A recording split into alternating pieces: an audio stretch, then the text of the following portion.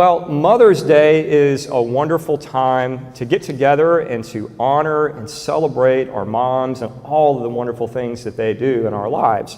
But it's often a day that makes preachers nervous because it's not always easy to come up with a good message. And the main reason is that people have mixed emotions about the holiday. Now, some of you had great moms. Perhaps your mom was kind and nurturing and loving. Maybe she taught you important lessons of life, helped you to believe in yourself, and gave you many good things. But not everyone had that kind of positive experience. Perhaps their moms were critical and overbearing.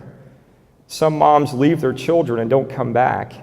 Others abuse their kids or allow others to abuse them.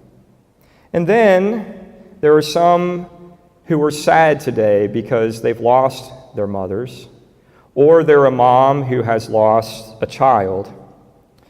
And so, with so many different people in a church, with so many different experiences, it's sometimes difficult to come up with a message that doesn't bless one person while inadvertently hurting others. So today, we're going to take a slightly different approach by focusing on one of the worst mothers in the Bible. So you ready? So I want you to listen to this really weird story from 2 Kings chapter 11, verses 1 to 3. And this is what it says. Now when Athaliah, Ahaziah's mother, saw that her son was dead, she set about to destroy the royal family. But Jehosheba, King Joram's daughter, Ahaziah's sister, took Joash, son of Ahaziah, and stole him away from among the king's children who were about to be killed. She put him and his nurse in a bedroom. Thus she hid him from Athaliah so that he was not killed. He remained with her for 6 years, hidden in the house of the Lord, while Athaliah reigned over the land. Okay, so you got it? I didn't think so. Now, this is a story that when you come across it in the Bible, you oftentimes just give up trying to read it because you can't even pronounce the names. And I might even mispronounce the names as we move through this message this morning, so I ask for your grace. But when you really understand what's going on, it is an incredible story that has lots of important life lessons. And so what I'm going to do is kind of back up and walk you through it, providing some important context. Now, as I do this, you should have received a handout when you came in. If not, you can quickly move to the back and grab one. It's also projected up here. But this handout is going to help you walk through this royal drama, as you will see, and kind of keep the names and their roles straight. So before we get there, it's important to note that this story takes place in the mid-800s BC when Israel was divided into two kingdoms. And so if you can imagine a picture of Israel on the map and you drew a line roughly cutting it in half, there was the northern kingdom, which was called Israel, and then there was the southern kingdom that was called Judah. And the northern kingdom was ruled by King Ahab, who's the first person on your handout, who was married to a Phoenician princess named Jezebel. Now, I'm going to ask you a question. I want you to be really honest. How many of you have heard of Ahab? Raise your hand. A few, more than I thought. How many of you have heard the name Jezebel? Raise your hand. There you go. And the reason why is because even if you don't know the story of Jezebel in the Bible, you've heard people say that woman is a Jezebel, and you know that it's not a good thing. And the reason why is that in the Bible, Jezebel was an evil, twisted, ruthless person who earned that reputation. As a Phoenician woman, Jezebel grew up worshiping the ancient Near Eastern god of storms and fertility called Baal. And when she married Ahab, she did not convert to Judaism. In fact, she violently imposed her religion on all of those in the empire. And if anybody got in her way, she would leverage her power as queen and kill them. So we read in the Bible about some of Israel's prophets that were killed under the command of Jezebel. As would be expected, Ahab and Jezebel had children, which is also on your handout, and one of them was a daughter named Athaliah. She ended up marrying a prince in the southern kingdom of Judah named Joram. You with me so far? You might have to refer to your handout. It can get confusing. When Joram's parents died, he became the king of Judah, and Athaliah became the queen of the southern kingdom. Athaliah and Joram had children too, and they had at least one son named Ahaziah and a daughter named Jehosheba. Ahaziah married a woman, and we don't know her name, but he got married and he had children, and we don't know exactly how many children he had, and we don't know all of their names, but we know that he did have a son named Joash. Okay? So, when Joram died, his son Asahiah became king, and he reigned for 1 year until he was killed in battle. And when Athaliah finds out that her son is dead, she sets out to destroy, the Bible says, to destroy the entire royal family. Now, do you see what's going on here? It's absolutely crazy. Under normal circumstances, when Ahaziah died in battle, his oldest son would have become king. But instead of grieving her son's loss and allowing her grandson to ascend the throne, her grandson Joash, she decides to murder all of her grandchildren so that she can rule the southern kingdom by herself. Unfortunately, Athaliah confirmed the old adage, like mother, like daughter. Just like her mom, Jezebel, who killed anyone who stood in her way, trying to spread the worship of Baal, Athaliah was willing to kill her own family in order to consolidate power. Do you see the influence from one generation to the next? It's absolutely stunning. This is the first time that this had ever happened in the history of Israel. And after Athaliah was removed from the throne, it was the last time that it happened as well. All because she was willing to kill her grandchildren. She was empowered to rule as queen for 6 years. Now, part of the good news this morning is that no matter how bad, moms, no matter how bad you feel, no matter how much you feel like you're failing as a mother, at least you're not an Athaliah, who's probably the worst mother in the Bible. Now, if I were to take a different angle and say who is the best mother in the Bible, who comes to mind? Now, for many, it's Mary, the mother of Jesus. And we can deduce from Scripture and tradition that Mary was wise and selfless as she raised Jesus, who would be hailed as the Jewish Messiah.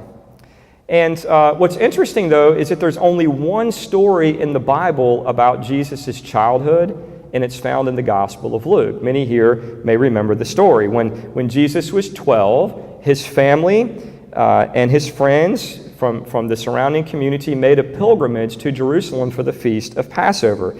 And it was a 9-day walk, right? I mean, they couldn't jump on their bike or get in their Honda Accord. It was a long walk. It was 9 days. And when they got there, it was a time of joyous celebration and religious remembrance. When the festivities were over, the Holy Family and all of their friends got a caravan together and began to make their way back home. And after about a day, they look around and don't see Jesus. I can just imagine Mary saying to Joseph, "Honey, where's Jesus?" And Joseph saying, "I thought he was with you." And panic ensues, and they begin to run around the entire caravan looking for their son, and realizing that he was still probably back in Jerusalem. So they turned around and walked all the way back, which took another day, and then spent a third day looking for him throughout the city. And so, in what seems like an episode of Home Alone, Jesus is without his family for 3 days. And can you just imagine how horrible Mary must have felt? Have you ever lost a child, even just for a moment? You don't have to say it out loud, but just think back. Be honest. Right? I remember one time being in a department store looking through clothes, and Job used to hide inside the carousels, the carousels of clothes. He would get up and hide, and I noticed that he wasn't right beside me, and I just assumed he was in the carousel, and I said, "Job, come on," and I looked in, and he wasn't there, and my heart almost stopped. I was terrified. Right? And when things like this happen, and the terror kind of fades away, then it's very easy to begin to feel guilty. How in the world could I lose my own kid? Have you felt this way? And one of the main points of this story is that even the best mother in the Bible, even the Theotokos, the one that tradition calls the Mother of God, Holy Mary, even she made mistakes and probably at times felt like a bad mom. And we could survey lots of different mothers in the Bible and see that they too had failings with their kids. And the main point here is that there are no perfect mothers. And guess what, guys? There's no perfect fathers either. Every parent blows it from time to time and feels guilty. So while Mother's Day is a wonderful opportunity to celebrate all of the good things that our moms have given to us throughout life, it can also be a great time to focus on forgiveness. Sometimes we need to forgive our moms. Sometimes we need to ask our moms to forgive us. And sometimes, moms, you need to forgive yourselves. This might come as a total shock to you, but when I was young, I was kind of a wild child, especially in my teenage years. You heard my wife laugh out loud in the front row. But it was very difficult for me to see how the wild and sometimes bad behavior actually impacted my parents. But as I got older, as I had kids of my own, and as I reflected back over my earlier years, it became more clear to me how much heartbreak and anxiety I caused my parents. And so there were various times when these episodes would come to mind, and I would go to my parents and say, "Mom, I'm sorry." And what's funny is that sometimes I would confess things that she didn't even know, and she would say, "I wish you hadn't told me that." Right? This was good for my soul, as confession always is. And I think that my parents really appreciated it. I know that they had forgiven me even before I asked, but it was a great way to grow in my relationship with my parents. And I want to ask, what about you? Are there things for which you need to say to your mom or your dad, "I'm sorry"? Mother's Day, we express gratitudes for our mom, but again, it can also be a good time to ask for forgiveness for the things that we've put her through. So just think about that. In addition, it can also be a good time to forgive our mothers for their own shortcomings. Because there are no perfect mothers, we all are hurt by our moms in one way or another, just as we have hurt our mothers in one way or another. And for some, the shortcomings were small, the pain is small, and forgiveness is easy. But for others, the pain is really significant. Perhaps your mom left when you were young and didn't come back. Maybe your mom destroyed your self-esteem by constantly saying nasty and critical things. Maybe your mom abused you or let other people abuse you and didn't step in to intervene. In these cases, forgiveness can be extremely difficult, and for some, it might even seem impossible. And I know people who have to go through years of therapy before they can even get to the point where they can consider forgiving their mother. But Jesus tells us that we must, with God's help, find a way to forgive, because if we don't, the resentment and the pain will continue to increase in our hearts, and it will literally kill us from the inside out. So regardless of where you are on the journey toward forgiveness, I would encourage you to ask yourself the question, what small step can I take today that will at least ensure that I'm moving in the right direction. And if this is a topic that you really struggle with, I would encourage you to go back to the sermon series that I preached on forgiveness several months ago. You can find it on YouTube and iTunes, and it's a 4 or 5 part series that will give you an understanding of forgiveness in the Christian tradition, dispelling many misunderstandings, and give you some concrete steps that you can take to start moving in the right direction. But for now, let's go back to our really weird Bible story. So, Athaliah tries to kill all of her grandchildren so that she can rule as queen over the southern kingdom of Judah. But things did not go as planned because her daughter Jehosheba saved one of the grandkids, Joash. Do you see what's going on here? She actually violates the adage, like mother, like daughter. Remember that Athaliah had confirmed the adage, becoming even more wicked than her mother Jezebel. But Jehosheba doesn't become like Athaliah. And you know what? This story helps us to see that we don't have to be like our mother either. Now, if you had a good mom, and I hope that you did, there might be many parts of her life that you want to emulate. But if not, this story helps us to see that you can break the family cycle and become a better person. In our story, Jehosheba saves and protects her nephew, Joash, and risks her life doing so, because we know that if Athaliah is ruthless enough to kill all of her own grandchildren, that she would just as easily kill her daughter if she tried to thwart her plan. As far as we know, Jehosheba didn't have any children of her own. Perhaps she couldn't have kids.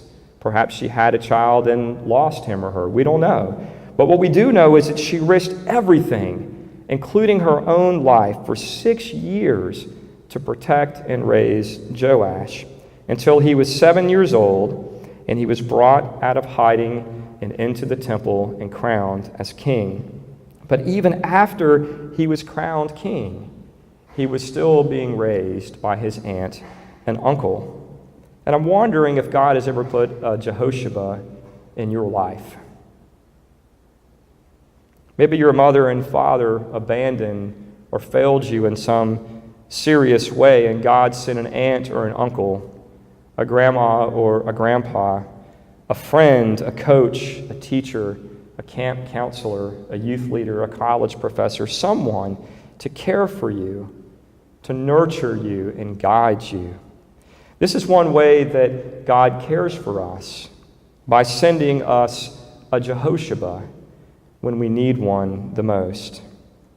But perhaps even more important, God helps us to become like Jesus by calling us to be a Jehosheba for someone else, for a child, for a youth, for a young adult that is struggling.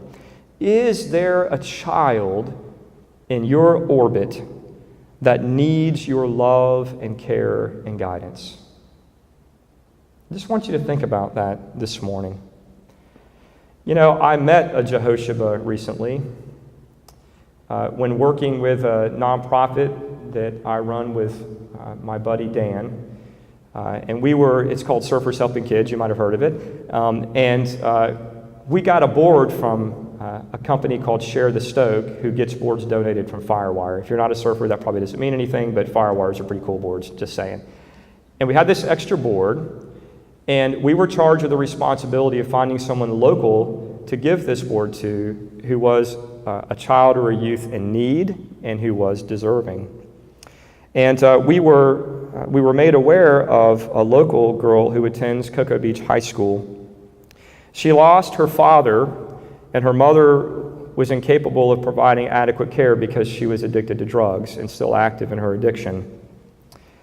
So she moved in with her grandparents, only to lose her grandfather shortly thereafter. And so her grandmother became her Jehosheba.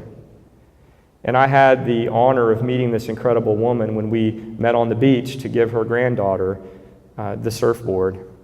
And I genuinely felt a sense of honor being in this woman's presence, who was quite elderly and even a little frail, who was raising her granddaughter and the siblings by herself. and I just couldn't leave without giving her a big hug. I also met her surf coach and mentor, who God had put in her life as a Jehoshaphat, who was pouring into her and nurturing her in the absence of her parents. And we have a lot of Jehoshaphats in our own congregation, and one of them you may know, Gloria Bond, is an example of this. But I just want to ask, what about you? What about you? Is there a Joash in your life that needs you to be a Jehoshaphat? So as we look at the end of our story this morning, we see that Joash goes on to reign as one of Judah's great kings. And he could have grown up to be ruthless like his grandmother, Athaliah. He could have grown up angry with God, angry that his dad was killed in battle, angry that all of his brothers and sisters were murdered by their grandmother. He could have grown up to be a tyrannical king, but he didn't. If you read the story, he followed in the footsteps not of Athaliah, but of Jehoshaphat. And the Bible says that Joash did all that was right in the sight of the Lord all of his days. He was a blessing to others when he could have easily become a curse. And this part of the story helps us to realize that no matter what life we've inherited, no matter how bad the parenting was of us, no matter how we were lacking in our childhood, that even I can rise above our circumstances and be a man or a woman who is loving and kind, someone who makes the world a better place. So in this message, you've learned about the Bible's worst mother, about the Bible's best mother. You've learned the importance of forgiving and being thankful for all the Jehoshaphats that God has placed in your life, and you've learned the importance of being willing to be a Jehoshaphat in the life of someone else. And so as we conclude our service this morning, I just want you to begin to ask yourself the question, which of these lessons, the many rich lessons that come out of this family drama, which of these lessons is resonating in your heart this morning?